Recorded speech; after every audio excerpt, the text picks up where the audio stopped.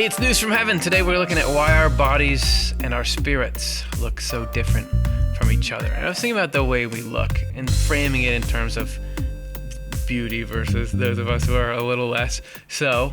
And it's a strange phenomenon because you've probably heard those studies where people who are attractive in some way, people will automatically think they're more trustworthy or more competent or something, even though there's no correlation between those things. And I wonder if this is offering a clue, what we're going to get into today, because it may be that when we see, an image of some kind of beauty, it's actually correspondence to some kind of heavenly quality, love, charity, and that's why we respond to it the way that we do. But it's just so weird because there's no correlation. You can be perfectly homely but yet a wonderful person, or you can be very glamorous looking person and yet you're very much not nice. So is there anything spiritual we can get in there? And that's just how we're going to start. There's so much more in each of these. Even if it's just a couple paragraphs, it's way more than we can handle. This is actually a little bit of a continuation from our last show, so we'll be able to have a cool bridge there. Like and subscribe if you haven't already. Download the book. It's free, Heaven and Hell. We're going to 99 to 100, so get yourself ready there. And hopefully we can figure out as well, how do we separate from concern about, how things look. This is really in the sense, how does the world appear from here down, and just being bothered by all the incongruities of it, to can't things just be as they are, and what's the difference, and what's really going on behind the scenes? That's what we're going to investigate. You can see up here where we had this is the afterglow from our party we had on those previous numbers. Check out episode 64 for that. We'll go past 98, no offense, 99. Even though we completely correspond physically to all of heaven, which is what we talked about last episode, we're still not images of heaven in outward form, but only in inward form.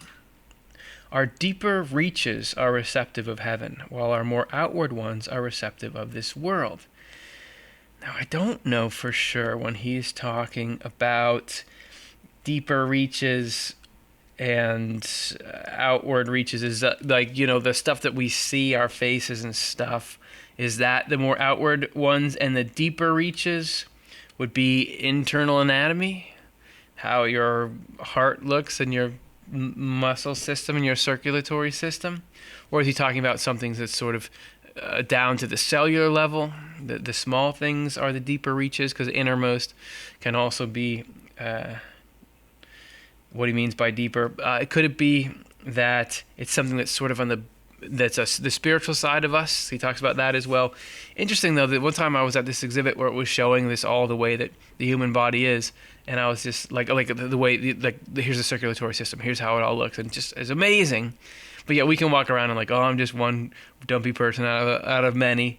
But really, we all have this amazing structure to us. Who knows? Why would you spend that long talking about something that you don't know? Hello? Have you seen this show? To the extent, then, that those deeper reaches do accept heaven, we are heaven's in least form. I think that we're talking about something spiritual here. In the image of the greatest, which would be the grand human of heaven, which essentially is the Lord's divine human. But to the extent that our deeper reaches are not receptive, we are not heavens or images of the greatest. So I think I'm answering my own question here. So we can be pulling form from heaven if we act and want and love like how heaven does. Nevertheless, our more outward aspects, which are receptive of the world, may be in some form that is determined by the world, and therefore in more or less beauty. Essentially, it's not a spiritual thing. Outward physical beauty has its origins in our parents and from our formation in the womb. So this would be genetics, but then also just the conditions while you're turning into an embryo and then into a baby, and thereafter is maintained by a general inflow from the world. I would think what he's talking about here is, the food that we eat, the events that we go through, so and so on, so on. This is why our natural form differs markedly from our spiritual form. And this is actually worth mentioning, because I do think that sometimes we can get into a sense of, there's something sacred about whatever. We think, these people over here, these people are so great, how they look or what they are, or something like that. I'm just so much worse than them. But it's actually all of this whole arena here is relatively meaningless, because what's really going on is the spiritual. What's our spiritual form like? And that's what's going to last, and that's what really means something. That is what is. So don't confuse the stuff that's just a means to an end, which is the physical and how we are, to the stuff that is the end, which is the spiritual and how we are. So you don't got to worry about it. Everybody is where they need to be physically. It's the spiritual that we're talking about. I've been shown at times what a spiritual person is like in form. And I've seen that some people who were lovely and attractive in physical appearance, that inner form was misshapen, black, and grotesque, what you would call an image of hell rather than of heaven. While in some who were not beautiful, the inner form was graceful, radiant, and angelic. There's a movie, it's called Shallow Hal. Have you guys ever heard of that? I can't even remember if it was good or not, but it was like Jack Black and Gwyneth Paltrow, I think, and it's about somebody who can suddenly see, they call it inner beauty, but this is really the spirit that Swedenborg's talking about. So you suddenly see people, what you see as beautiful is not how do you, the structure of how you look externally, but do you love people? Are you selfish or giving? Are you humble or arrogant? That actually the humility, giving, those sorts of things shine through as beauty, which is actually the spiritual condition. After death, our spirit looks the way it actually did within the body while we were living in the world. So interesting to think that, in the morning I can okay, this is how I look today. That's me brushing my hair. Everyone's like, you did not brush your hair that much, or there would have been more results. But there's a spirit. How's it looking this morning? And what it does is you can't just change it by spraying hairspray. But what you can do is the more that we follow the precepts, the more we can improve. It's really the health of it. And then that leads to what we seem like in the spirit. Correspondence, though, okay. I'll get off of the appearance thing. Correspondences, though, extend to much more than human beings. And this is cool. Okay, so we were talking about, we think we know what we're talking about. Oh yeah, you're talking about some like spiritual cosmo sort of stuff. Where are you attractive or not? What does it mean? And then we just take this screeching turn into these grand sweeping, what I would call metaphysics. And that's the Swedenborg experience. There is a correspondence of the heavens with each other. What? So let's say we've got our heavens here.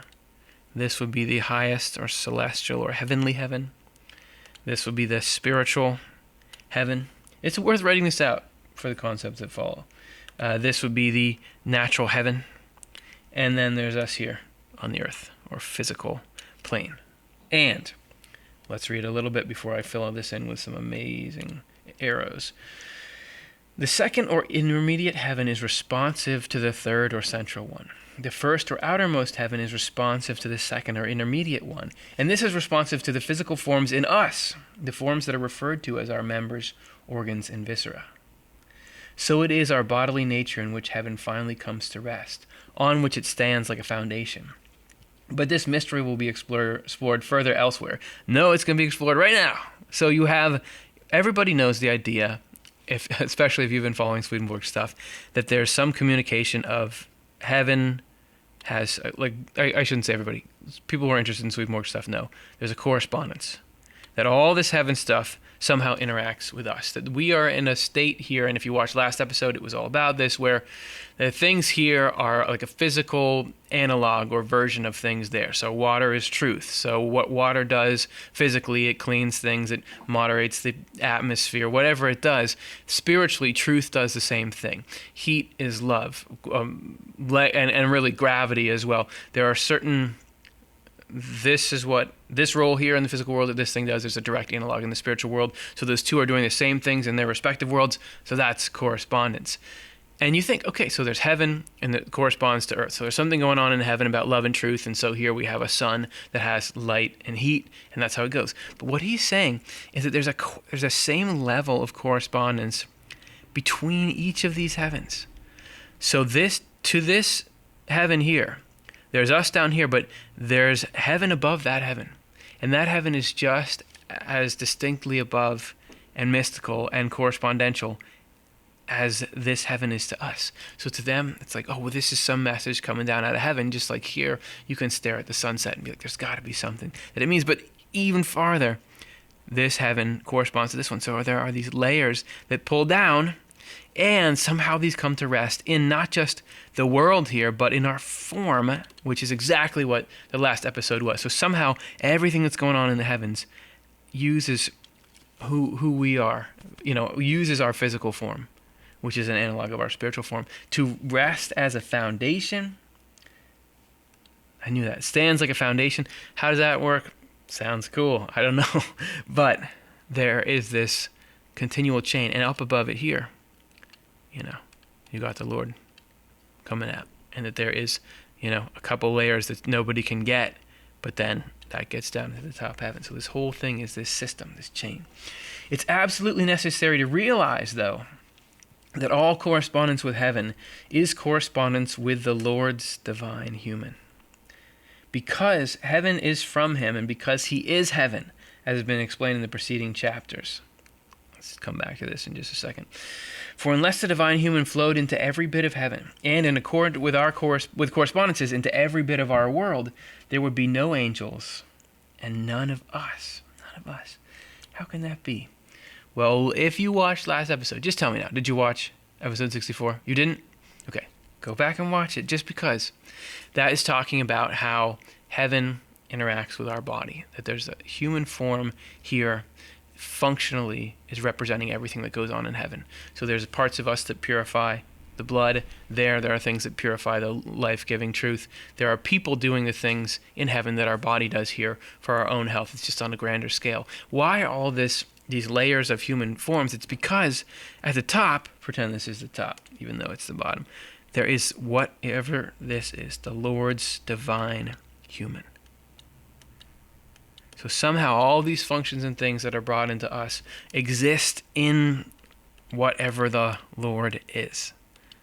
And that is why we're people. That's why angels are people. It's not that we've made God in our image. We really are these reflections of this universal principle. And God is not one person that's somewhere in space. And look, there's God's hand. It's so huge, but it's right there and it's not over there.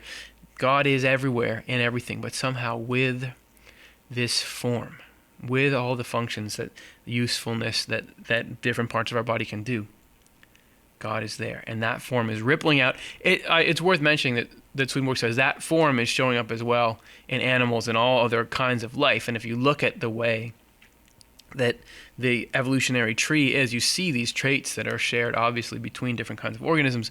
Who knows? There's a million years I'd love to spend figuring out what all that means. But the point is, you share something in common with divine, which is good to remember here, right? That we're focusing on the wrong thing if we're looking at other people, like, oh, what's up with them?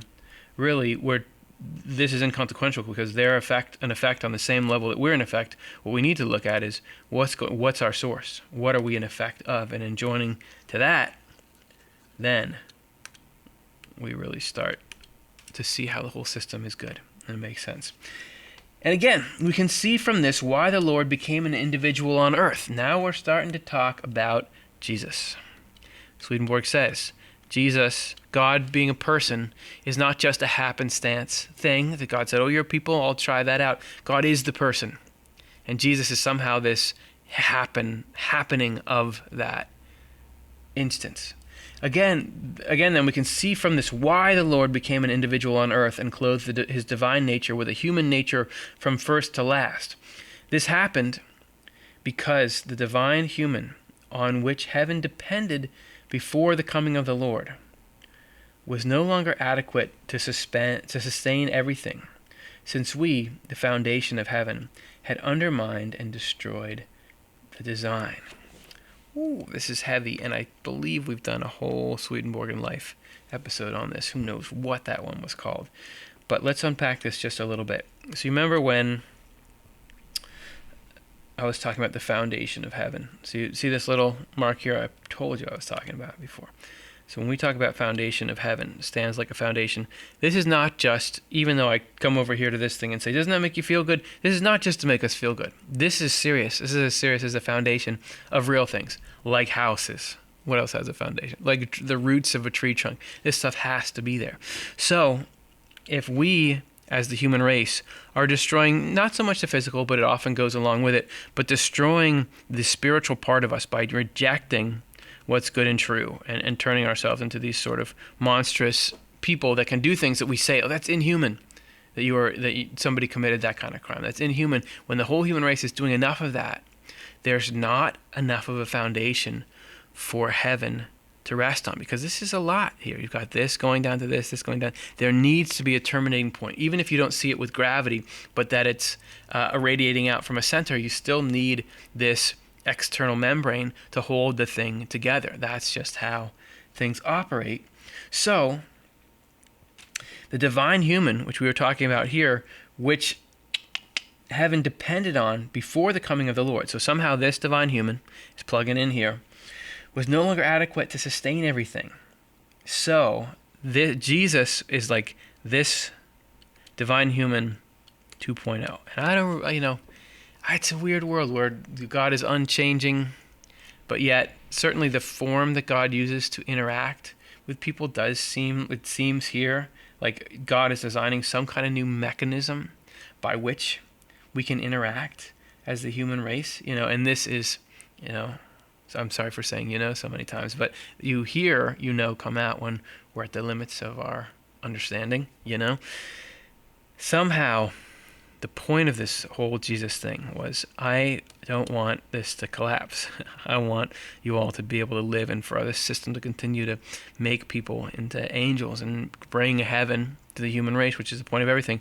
So somehow, Jesus, the person of Jesus, and the process that God went through, which was not pleasant in a lot of it, and the reason why maybe this character of Jesus resonates so much with it is God saying, I'm going to come down and give you a path to make sure the whole thing works. This is saving not just the people in the world, but saving everybody in heaven as well.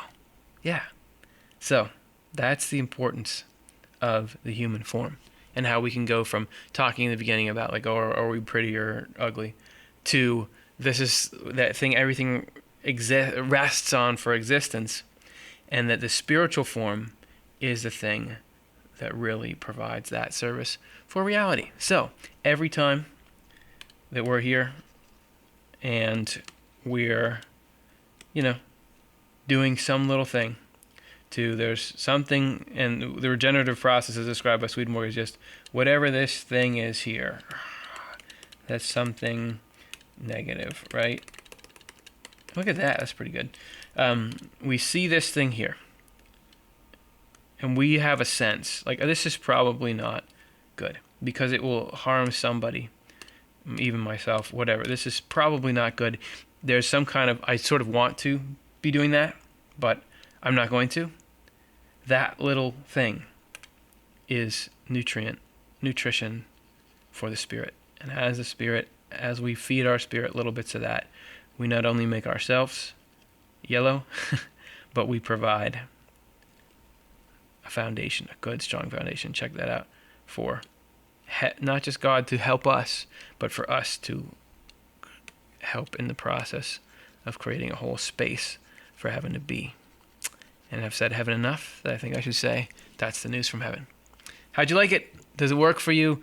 And can it help keep things in order? Like what's important and what's not, and what's going to last and what's not. Leave comments. I'd love to hear what you think about this. Like and subscribe if that works for you as well. And I want to say appreciate it. Appreciate getting to talk through this stuff with you. And it's never it never gets old for me to hear that you're getting something out of this, that these concepts can help somehow, because that's exciting. And let's see, where we can go from here. So take this out into the week. And if you have some cool interaction with this idea, or it does something for you throughout the week, come back here, leave it in the comments, because we'd love to know. All right, see ya.